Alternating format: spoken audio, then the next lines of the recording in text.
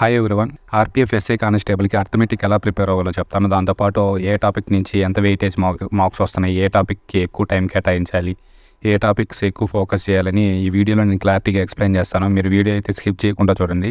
First RPF job కొట్టాలంటే మీరు arithmetic చాలా కీ రోల్ ప్లే చేస్తుంది. అర్థమెటిక్, రీజనింగ్, జీఎస్ కదా. అర్థమెటిక్ 35, రీజనింగ్ 35, జీఎస్ 50 మార్క్స్ కదా. మీరు అర్థమెటిక్లో ఒక 25 to 28 మార్క్స్ తెచ్చుకున్నారంటే ఇంకా రీజనింగ్లో ఖచ్చితంగా 28 మార్క్స్ తెచ్చుకోవాలి. 28 ఒక 25 ఒక 53 అదొక 27 తెచ్చుకున్నారంటే 80 మార్క్స్. 80 మార్క్స్ మీరు తెచ్చుకున్నారంటే మీకు నార్మలైజేషన్లో ఒక కొన్ని మార్క్స్ యాడ్ అవుతాయి. 80 అబోవ్ ఖచ్చితంగా మీకు జాబ్ వస్తుంది. 80 అబోవ్ అంటే మీరు రెండింటిని ఏది నెగ్లెక్ట్ చేయబోకండి. అర్థమెటిక్కి ఎంతసేపు టైం కేటాయిస్తారో రీజనింగ్ కూడా అట్లే టైం కేటాయించింది. ఖచ్చితంగా రీజనింగ్ ఈజీ అనుకోబోకండి. రీజనింగ్కి మనల్ని ఎగ్జామ్లో బోల్తా కొట్టేసింది. ఎందుకంటే రీజనింగ్ టక్కని స్ట్రైక్ కాదు లాజిక్స్. అర్థమెటిక్ అన్న మనం ప్రాబ్లం తెలిస్తే పెడతాం, లేదా నెక్స్ట్ ప్రాబ్లంకి వెళ్ళిపోతాం. రీజనింగ్ అట్లా కాదు. మన రీజనింగ్ స్ట్రైక్ అవుతుందని టైం వేస్ట్ చేస్తాం. ఆ టైం వేస్ట్ వల్ల ఇంకో ప్రాబ్లం మీద ఎఫెక్ట్ పడుతుంది. నెగిటివ్ థాట్స్ వచ్చేస్తాయి. ఆ టైంలో ఒక ప్రాబ్లం రాకపోతే నెక్స్ట్ ప్రాబ్లం రాకపోతే అసలు ఎంత టఫ్గా వచ్చిందా పేపర్, మనం జాబ్ కొట్టలేమని. కాబట్టి మీరు అర్థమెటిక్కి ఎంత ఫోకస్ చేస్తారో రీజనింగ్ కూడా అంతే ఫోకస్ చేయండి. రీజనింగ్ ఏమి ఈజీ కాదు, అర్థమెటిక్ కష్టం అని కాదు. రెండు మోడరేట్గానే ఉంటాయి. రెండింటికి టైం కేటాయించామంటే ఈజీగానే జాబ్ కొట్టుకోవచ్చు మనం. ఈ వీడియోలో అయితే నేను ఏ టాపిక్స్ నుంచి ఎన్ని మార్క్స్కి వస్తున్నాయి, ఏ టాపిక్ని ఎక్కువ ఫోకస్ చేయాలి అయితే ఫస్ట్ క్లారిటీగా చెప్తాను. ఫస్ట్ మీరు అర్థమెటిక్ స్టార్ట్ చేసినప్పుడు ఫస్ట్ పర్సంటేజెస్ని స్టార్ట్ చేయండి. పర్సంటేజెస్ నుంచి ఎందుకు స్టార్ట్ చేయమంటున్నానంటే పర్సంటేజెస్ అన్ని టాపిక్స్ అర్థమెటిక్ మొత్తం పర్సంటేజెస్తో లింక్ అయి ఉంటుంది. కాబట్టి పర్సంటేజెస్ మీకు బాగా గ్రిప్ చేసిందంటే పర్సంటేజెస్ మీద మీకు అన్ని టాపిక్స్ కొద్దిగా ఈజీ అవుతాయి. ఫస్ట్ పర్సంటేజెస్ చేయండి. పర్సంటేజెస్ ఆర్‌పీఎఫ్కి 2 to 3 క్వశ్చన్స్ వస్తున్నాయి పర్సంటేజెస్ నుంచే. మీరు ఫస్ట్ చేసేటప్పుడు పర్సంటేజెస్ నుంచి స్టార్ట్ చేయండి. ఈ పర్సంటేజెస్కి లింక్ టాపిక్స్ ఏంటంటే profit and loss, simple interest, compound interest. Profit and loss, discounts ఇది very very important. 3 to 4 questions, కొన్ని దగ్గరలో అయితే 5 క్వశ్చన్స్ కూడా వచ్చినాయి ప్రాఫిట్ అండ్ లాస్ నుంచి. ఆర్‌పీఎఫ్కి ఎక్కువ ఇంపార్టెంట్. ఇది స్టార్ పెట్టుకోండి, profit and loss and discounts. ఆ తర్వాత సింపుల్ ఇంట్రెస్ట్ 1 కానీ 2 క్వశ్చన్స్ కానీ అట్లా వస్తూ ఉన్నాయి. కాంపౌండ్ ఇంట్రెస్ట్లో కూడా 1 or 2 క్వశ్చన్స్ వస్తూ ఉన్నాయి ఆర్‌పీఎఫ్కి. ఇది ఈ 4 టాపిక్స్ ఒక set. Percentages, profit and loss, discounts, simple interest, compound interest ఇవన్నీ ఎక్కువగా టోటల్ పర్సంటేజెస్ మీద డిపెండ్ అయి ఉంటాయి. ఇది మొత్తము ఈ టాపిక్స్ చేయాలంటే మీకు పర్సంటేజెస్ మీద మంచి గ్రిప్ ఉంటే ఈ టాపిక్స్ చేస్తారు. Same next simplifications. ఆర్‌పీఎఫ్ ఎగ్జామ్లో ఎక్కువ క్వశ్చన్స్ వచ్చేది సింప్లిఫికేషన్స్ నుంచే. 6 to 7 క్వశ్చన్స్ వస్తాయి సింప్లిఫికేషన్స్. మీరు సింప్లిఫికేషన్స్ ఈజీగా కదా నెగ్లెక్ట్ చేయకండి. సింప్లిఫికేషన్స్ చేసేటప్పుడు షార్ట్ కట్స్ నేర్చుకోవాలి. అంటే హిందీ ఛానల్స్ చాలా ఉంటాయి, షార్ట్ కట్స్ చెప్తారు ఉంటారు. అంటే ప్రాబ్లం మొత్తం చేయకూడదు మనం ఎగ్జామ్లో. ఏదో ఒక షార్ట్ కట్ ఉంటుంది సింప్లిఫికేషన్స్కి మాత్రం. అలాంటి షార్ట్ కట్స్ మీరు నేర్చుకోండి. సింప్లిఫికేషన్స్ 6 to 7 క్వశ్చన్స్ వస్తాయి. మీరు సింప్లిఫికేషన్స్లో కానీ ఒక 4 to 5 క్వశ్చన్స్ పెట్టేశారంటే అర్థమెటిక్లో నీకు మంచి మార్క్స్ వచ్చినట్లే అసలు. ఆ తర్వాత time and work, time and distance, problems and trains, boards and streams. ఈ నాలుగు టాపిక్స్ ఒక సెట్. ఈ 4 టాపిక్స్ ఒక సెట్లో చదువుకోండి మీరు. టైమ్ అండ్ వర్క్ అంటే ఇవంతా ఒకే స్ట్రీమ్ లెక్క. అంటే టైమ్ అండ్ ఒక స్ట్రీమ్లో ఉన్నట్లు ఈ 4 topics. Time and work 2 to 3 questions వస్తూ ఉన్నాయి ఆర్‌పీఎఫ్కి. ఎస్ఐ కానిస్టేబుల్ రెండింటికి ఆల్మోస్ట్ అట్లే వస్తున్నాయి. టైమ్ అండ్ డిస్టెన్స్ కూడా 2 to 3 క్వశ్చన్స్, 2 క్వశ్చన్స్ కానీ 3 క్వశ్చన్స్ కానీ. ప్రాబ్లమ్స్ అండ్ ట్రైన్స్ 1 క్వశ్చన్ లేదా 2 క్వశ్చన్స్ వస్తూ ఉన్నాయి ప్రాబ్లమ్స్ అండ్ ట్రైన్ నుంచి. తర్వాత బోర్డ్స్ అండ్ స్ట్రీమ్స్ 1 క్వశ్చన్ లేదా క్వశ్చన్ అసలు కొన్ని దగ్గర క్వశ్చన్ రాలేదు. ఇలాంటి టాపిక్స్ని మీరు టైం తక్కువ ఉన్నప్పుడు ఇలాంటి టాపిక్స్ని మీరు పక్కన పెట్టండి. ఎందుకంటే టైం తక్కువ ఉన్నప్పుడు ఎక్కువ మార్క్స్ వచ్చే టాపిక్స్ని ఎక్కువ ఫోకస్ చేయాలి. ఇప్పుడు బోర్డ్స్ అండ్ స్ట్రీమ్స్లో 1 క్వశ్చన్ లేదా అసలు క్వశ్చన్ రాదు కదా. ఇలాంటి టాపిక్స్ ఒకవేళ టైం ఉంటే మీరు ఇలాంటి టాపిక్స్ చదవండి. ఒకవేళ టైం లేదంటే ఇలాంటి టాపిక్స్ను లాస్ట్లో టైం ఉంటే చదువుకునే దానికి పెట్టుకోండి, లేదా చదువుకోండి. టైం లేకపోతే వీటిని వదిలేయండి, పర్వాలేదు. ఆ తర్వాత LCM and HCF 2 to 3 questions వస్తాయి ఎల్సీఎం అండ్ హెచ్సిఎఫ్ నుంచి. ఈ ఎల్సీఎం అండ్ హెచ్సిఎఫ్ కూడా very very important. 2 to 3 questions ఇవి ప్యూర్ మ్యాథ్స్లో వస్తాయి. ఎల్సీఎం, హెచ్సిఎఫ్, నెంబర్ సిస్టమ్ ఇవన్నీ. ఈ LCM and HCF 2 to 3 questions. ఆ తర్వాత మెన్సురేషన్ 2D, 3D. మెన్సురేషన్ అయితే very very important. 3 to 4 questions, కొన్ని దగ్గర 5 క్వశ్చన్స్ కూడా వచ్చినాయి మెన్సురేషన్ నుంచి.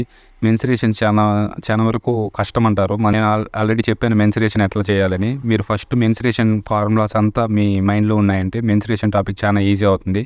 మెన్సురేషన్ ఫార్ములాస్ మొత్తం నియర్లీ ఒక 20 ఫార్ములాస్, ఆల్మోస్ట్ 20 to 25 ఫార్ములాస్ ఉంటాయి. ఆ ఫార్ములాస్ మొత్తం నేను ఒక పీడిఎఫ్ కూడా ఒక మెన్సురేషన్ ఫార్ములాస్ ఒక షార్ట్ చేసి పెట్టాను. ఆ విధంగా మీరు ఆ షార్ట్లో ఒక స్క్రీన్ షాట్ పెట్టున్నాను. మెన్సురేషన్ని ఫార్ములాస్ ఆ విధంగా రోజు ప్రాక్టీస్ చేయండి. ఆ షార్ట్లో చూపించున్నాను నేను ఎట్లా ప్రాక్టీస్ చేయాలని చెప్పి. మెన్సురేషన్ టాపిక్ మీకు మంచి గ్రిప్ రావాలంటే మీరు ఫార్ములాస్ మీ మైండ్లో ఉండాలి. 20 to 25 ఫార్ములాస్ ఉంటాయి మెన్సురేషన్ మొత్తము. ఆ ఫార్ములాస్ అంతా మీకు గ్రిప్ వచ్చిందంటే మీకు ఈజీగా అర్థమైపోతుంది మెన్సురేషన్ టాపిక్.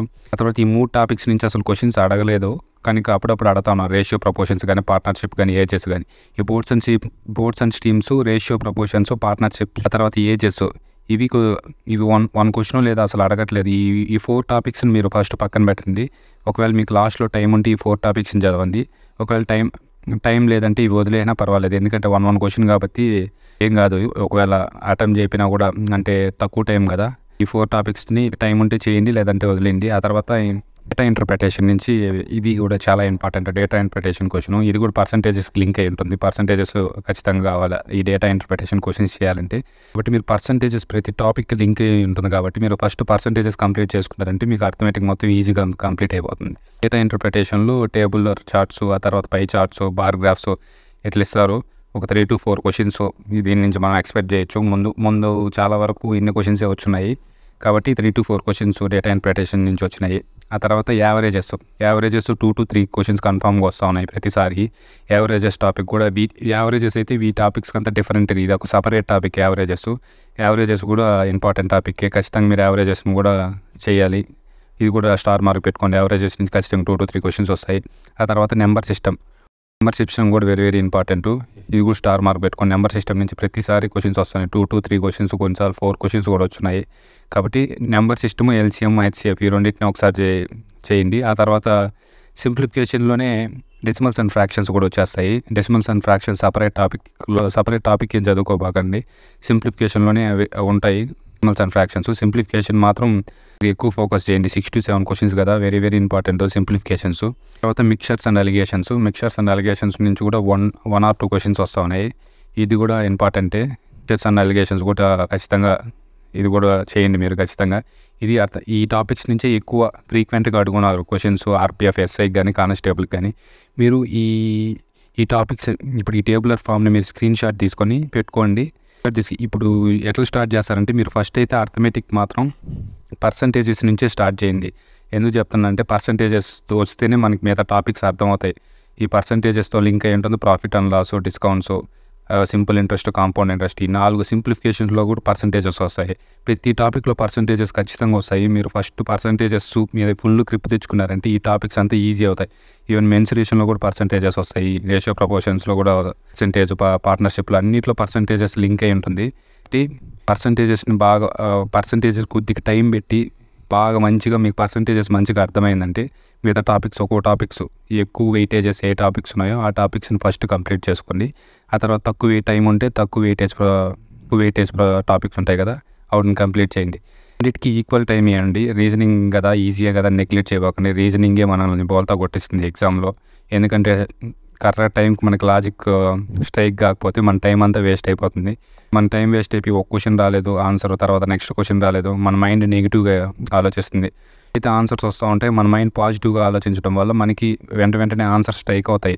కాబట్టి మీరు అర్థమెటిక్ ఎంత టైం ఇస్తారో రీజనింగ్కి అంతే టైం కేటాయించండి. అర్థమెటిక్ కష్టం అనుకుంటారు చాలామంది, రీజనింగ్ ఈజీ అనుకుంటారు. అర్థమెటిక్ ఏం కష్టం కాదు, రీజనింగ్ ఏం ఈజీ కాదు, రెండు మోడరేట్గానే ఉంటాయి. మనం టైం స్పెండ్ చేసి కొద్దిగా ఎఫర్ట్ పెట్టి చదివినామంటే ఖచ్చితంగా ఈజీగా రెండిట్లో ఈక్వల్ మార్క్స్ తెచ్చుకొని RPF జాబ్ కూడా తెచ్చుకోవచ్చు. కాబట్టి మీరు అర్థమెటిక్ని అయితే ఇట్లా ప్రిపేర్ అవ్వండి. నెక్స్ట్ నేను రీజనింగ్ ఏ టాపిక్స్ నుంచి ఎక్కువ క్వశ్చన్స్ వస్తున్నాయి, ఏ టాపిక్స్ ఎక్కువ ఫోకస్ చేయాలో నెక్స్ట్ వీడియోలో చెప్తాను. ఈ వీడియో అయితే మీకు యూజ్ అవుతుంది అనుకుంటున్నాను. Thank you.